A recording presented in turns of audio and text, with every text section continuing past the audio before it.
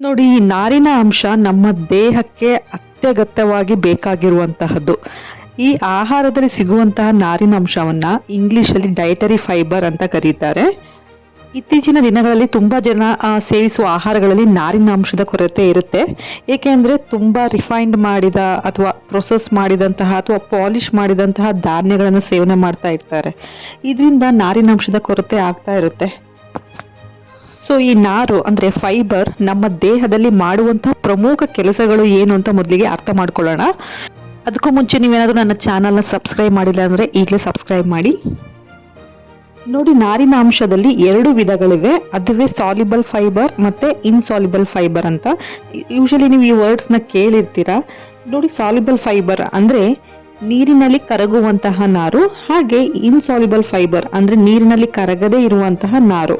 ಮೊದಲನೇದಾಗಿ ಈ ಸಾಲ್ಯುಬಲ್ ಫೈಬರ್ನ ಮುಖ್ಯವಾದ ಕೆಲಸ ಏನಪ್ಪಾ ಅಂದ್ರೆ, ನೋಡಿ, ಆಹಾರದಲ್ಲಿರುವ ಗ್ಲೂಕೋಸ್ ಅನ್ನ ನಿಧಾನವಾಗಿ ನಿಯಂತ್ರಣದಲ್ಲಿ ಬ್ಲಡ್ಗೆ ಬಿಡುವ ಕೆಲಸ ಈ ಒಂದು ಸಾಲ್ಯುಬಲ್ ಫೈಬರ್ ಮಾಡುತ್ತೆ. ಅಂದ್ರೆ ಇಟ್ ಕಂಟ್ರೋಲ್ಸ್ ಗ್ಲೂಕೋಸ್ ರಿಲೀಸ್. ಏನು ಈ ಗ್ಲೂಕೋಸ್ ಆಹಾರದಿಂದ ಬ್ಲಡ್ಗೆ ಹೋಗುತ್ತೆ, ಅದು ನಿಧಾನವಾಗಿ ನಿಯಂತ್ರಣವಾಗಿ ಬಿಡುವ ಕೆಲಸವನ್ನ ಈ ಸಾಲ್ಯುಬಲ್ ಫೈಬರ್ ಮಾಡುತ್ತೆ. ಅಂದ್ರೆ ಆಹಾರದಲ್ಲಿ ನಾರಿನ ಅಂಶ ಇಲ್ಲ ಅಂದ್ರೆ ಏನಾಗುತ್ತೆ ಅಂದ್ರೆ, ಇದು ಸಡನ್ ಆಗಿ ಗ್ಲೂಕೋಸ್ ಬ್ಲಡ್ಗೆ ರಿಲೀಸ್ ಆಗುತ್ತೆ. ಸೊ ಗ್ಲೂಕೋಸ್ ಬ್ಲಡ್ಗೆ ಸಡನ್ ಆಗಿ ಹೋಗ್ಬಾರ್ದಲ್ವಾ, ನಿಧಾನಕ್ಕೆ ಹೋಗ್ಬೇಕು. ನೋಡಿ, ಪ್ರೊಸೆಸ್ ಮಾಡಿದಂತಹ ಅಥವಾ ರಿಫೈನ್ ಮಾಡಿದಂತಹ ಆಹಾರ, ನೋಡಿ, ಮೈದಾ, ಸಕ್ಕರೆ, ಬಿಳಿ ಅಕ್ಕಿ, ಪಾಲಿಶ್ ಮಾಡಿದ ಧಾನ್ಯಗಳಿಂದ ಮಾಡ್ತಾರಲ್ಲ, ಆ ಆಹಾರಗಳನ್ನ ಸೇವಿಸಿದಾಗ ಇದರಲ್ಲಿ ನಾರಿನ ಅಂಶ ಇರೋದಿಲ್ಲ. ಅವಾಗ ಏನಾಗುತ್ತೆ ಅಂದ್ರೆ, ಇದರಲ್ಲಿ ಇರುವಂತಹ ಗ್ಲೂಕೋಸು ಸಡನ್ ಆಗಿ ಬ್ಲಡ್ಗೆ ಹೋಗುತ್ತೆ. ಇದರಿಂದ ರಕ್ತದಲ್ಲಿ ಸಕ್ಕರೆ ಮಟ್ಟ ಜಾಸ್ತಿಯಾಗಿ ಸಕ್ಕರೆ ಕಾಯಿಲೆ ಬರುವಂತಹ ಚಾನ್ಸಸ್ ಅಧಿಕವಾಗಿರುತ್ತೆ.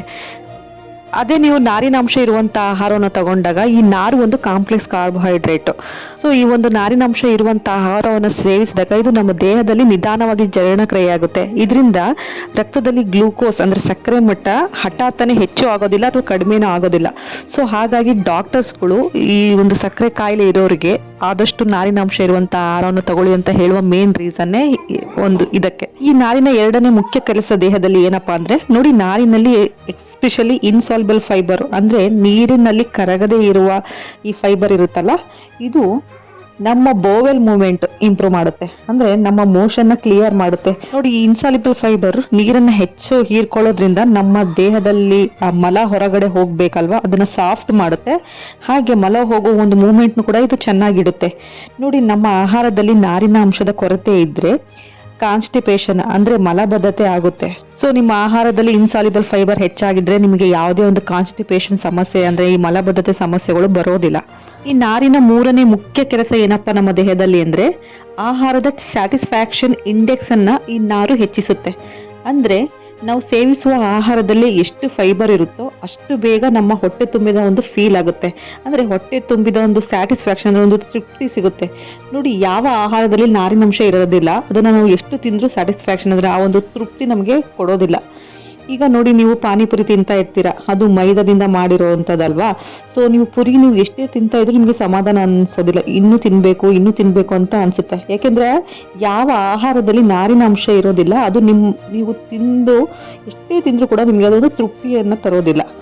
ಸೊ ಅದಕ್ಕೆ ನೀವು ಸೆಮಿಫಾಲಿಶ್ಡ್ ಅಕ್ಕಿ ಬಳಸಿದಾಗ ಅಥವಾ ಮಿಲ್ಲೆಟ್ಸ್ ಬಳಸಿದಾಗ ಅಥವಾ ಸಿರಿಧಾನ್ಯ ಅಥವಾ ರಾಗಿ, ಜೋಳವನ್ನೆಲ್ಲ ಬಳಸಿದಾಗ ಸ್ವಲ್ಪ ತಿಂದ್ರೆ ಸಾಕು, ನಮಗೆ ಹೊಟ್ಟೆ ತುಂಬಿದ ಒಂದು ಫೀಲ್ ಕೊಡುತ್ತೆ. ನೋಡಿ, ಯಾಕೆಂದ್ರೆ ಅದರಲ್ಲಿ ನಾರು ಏನ್ ಮಾಡುತ್ತೆ ಅಂದ್ರೆ ಒಂದು ಸ್ಯಾಟಿಸ್ಫ್ಯಾಕ್ಷನ್ ನ ಹೆಚ್ಚಿಸುತ್ತೆ. ಸ್ವಲ್ಪ ತಿಂದ್ರೂ ಕೂಡ ಹೊಟ್ಟೆ ತುಂಬಿದೆ ಅನ್ನೋ ಒಂದು ಫೀಲ್ ನಮಗೆ ಕೊಡುತ್ತೆ. ಸೊ ಆವಾಗ ಏನಾಗುತ್ತೆ ಅಂದ್ರೆ, ಅನ್ನೆಸೆಸರಿ ಅಂದ್ರೆ ಜಾಸ್ತಿ ಕ್ವಾಂಟಿಟಿ ಆಹಾರ ಸೇವನೆ ಮಾಡೋದು ಅದು ನ್ಯಾಚುರಲ್ ಆಗಿ ಅಂದ್ರೆ ಆಟೋಮೆಟಿಕ್ ಆಗಿ ಕಡಿಮೆ ಆಗ್ತಾ ಹೋಗುತ್ತೆ.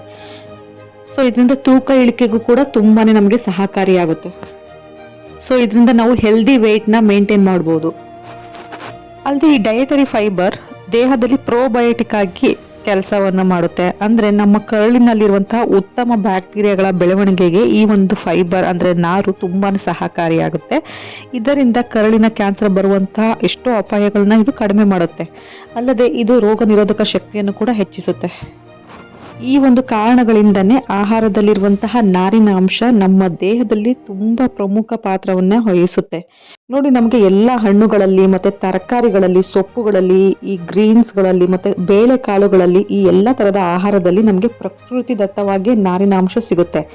ಆದರೆ ಇವತ್ತು ನಾವು ಏನು ಮಾಡ್ತಾ ಇದ್ದೀವಿ ಅಂದರೆ ಈ ಒಂದು ರಿಫೈನ್ ಅಂದರೆ ಪ್ರೊಸೆಸ್ ಮಾಡಿದ ದವಸ ಧಾನ್ಯಗಳಿಂದ ಮಾಡಿದಂಥ ಆಹಾರಗಳನ್ನ ಸೇವಿಸ್ತಾ ಇದ್ವಿ. ಅದರಲ್ಲಿ ನಾರಿನಾಂಶ ತುಂಬಾ ಕಡಿಮೆ ಇರುತ್ತೆ. ಇದರಿಂದ ತುಂಬ ಜನ ಈ ಕರಳಿನ ಸಮಸ್ಯೆಯಿಂದ, ಡಯಾಬಿಟಿಸಿಂದ, ಕಾನ್ಸ್ಟಿಪೇಷನ್ ಆಗಿರ್ಬೋದು, ಒಬೆಸಿಟಿ ಆಗಿರ್ಬೋದು, ಬಾಡಿಲಿ ಕೊಲೆಸ್ಟ್ರಾಲ್ ಜಾಸ್ತಿ ಆಗಿರುವಂತಹದ್ದು, ಇದೆಲ್ಲದ್ರಿಂದನೂ ತುಂಬ ಜನ ಸಫರ್ ಮಾಡ್ತಾ ಇದ್ದಾರೆ. ಇಟ್ಸ್ ಬಿಕಾಸ್ ಅವರು ತಿನ್ನುವಂಥ ಆಹಾರದಲ್ಲಿ ನಾರಿನಾಂಶ ಕಡಿಮೆ ಇರೋದ್ರಿಂದ. ಸೊ ಆದಷ್ಟು ನಾರುಯುಕ್ತ ಆಹಾರವನ್ನು ಸೇವನೆ ಮಾಡೋದು ತುಂಬಾ ನಮ್ಮ ಆರೋಗ್ಯಕ್ಕೆ ಒಳ್ಳೆಯದು. ಅಂದರೆ ಈ ಹಣ್ಣುಗಳು, ತರಕಾರಿಗಳು, ಸೊಪ್ಪುಗಳು, ಹಾಗೆ ಪಾಲಿಶ್ ಮಾಡದೇ ಇರುವಂಥ ಧಾನ್ಯಗಳನ್ನ ಸೇವಿಸೋದ್ರಿಂದ ನಮಗೆ ಸಫಿಷಿಯೆಂಟ್ ಆಗಿ ನಮ್ಮ ದೇಹಕ್ಕೆ ನಾರಿನಾಂಶ ಸಿಗುತ್ತೆ. ಅಲ್ಲದೆ over all quantity of food ಕೂಡ ಕಡಿಮೆ ಆಗುತ್ತೆ ತಿನ್ನೋದು. ಇದರಿಂದ ಬ್ಲಡ್ ಗ್ಲೂಕೋಸ್ ಲೆವೆಲ್ ಮೇಂಟೈನ್ ಆಗುತ್ತೆ, ಅಂದರೆ ನಿಧಾನಕ್ಕೆ ರಿಲೀಸ್ ಆಗುತ್ತೆ. ಇದರಿಂದ ಡಯಾಬಿಟಿಸ್ ಕೂಡ ಪ್ರಿವೆಂಟ್ ಮಾಡಲಿಕ್ಕೆ ತುಂಬ ಸಹಕಾರಿಯಾಗುತ್ತೆ. ಅಲ್ಲದೆ ಮೋಷನ್ ಕೂಡ ಚೆನ್ನಾಗಾಗಿ, ಕಾನ್ಸ್ಟಿಪೇಷನ್ ಅಂದರೆ ಮಲಬದ್ಧತೆ ಇಶ್ಯೂಸ್ ಏನು ಇರೋದಿಲ್ಲ. ಸೊ ಆದಷ್ಟು ನಾರುಯುಕ್ತ ಆಹಾರ ಸೇವನೆ ಮಾಡಿ, ಈಟ್ ರೈಟ್ ಫುಡ್ ಅಂತ ಹೇಳ್ತಾ ಈ ವಿಡಿಯೋನ ಇಲ್ಲಿಗೆ ಎಂಡ್ ಮಾಡ್ತಾ ಇದ್ದೀನಿ. ನಿಮಗೇನಾದರೂ ಈ ವಿಡಿಯೋ ಇಷ್ಟ ಆದರೆ ನಿಮ್ಮ ಫ್ಯಾಮಿಲಿ ಫ್ರೆಂಡ್ಸ್ ಜೊತೆ ಶೇರ್ ಮಾಡಿ. Thank you.